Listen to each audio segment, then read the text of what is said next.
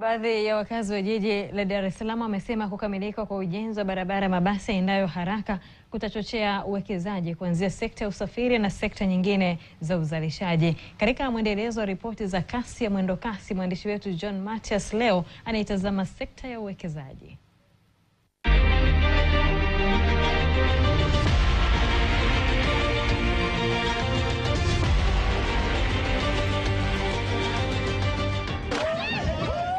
Kubanana mlangoni, kusimama dirishani. Hizi ndiyo heka za usafiri wa umma ndani ya Dar es Salaam.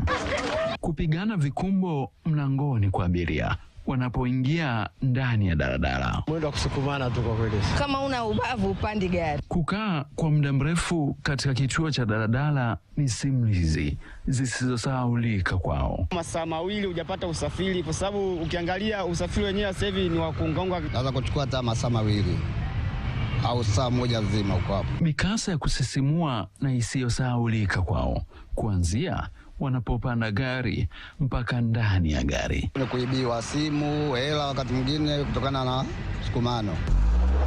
Ardhi ya wana Dar es Salaam ikiendelea kuchimbuliwa. Huu ni ujenzi wa barabara za mabasi yaendayo haraka, ikitajwa kuwa ndio suluhu kwao. Utasaidia kwa raia vizuri, kama watu wanaoenda mjini hivi watafika kwa wakati. Utaongeza nafuu kutokana nini?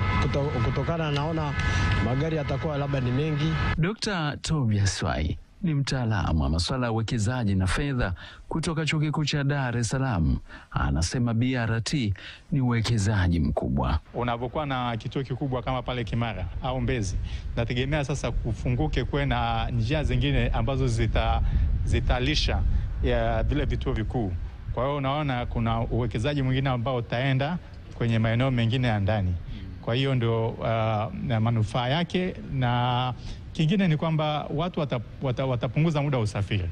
Uwekezaji wa barabara za mabasi yaendayo haraka ulianzishwa kwa lengo la kupunguza msongamano wa magari barabarani na kuimarisha usafiri wa umma utakaotoa matokeo chanya ndani ya jiji la Dar es Salaam.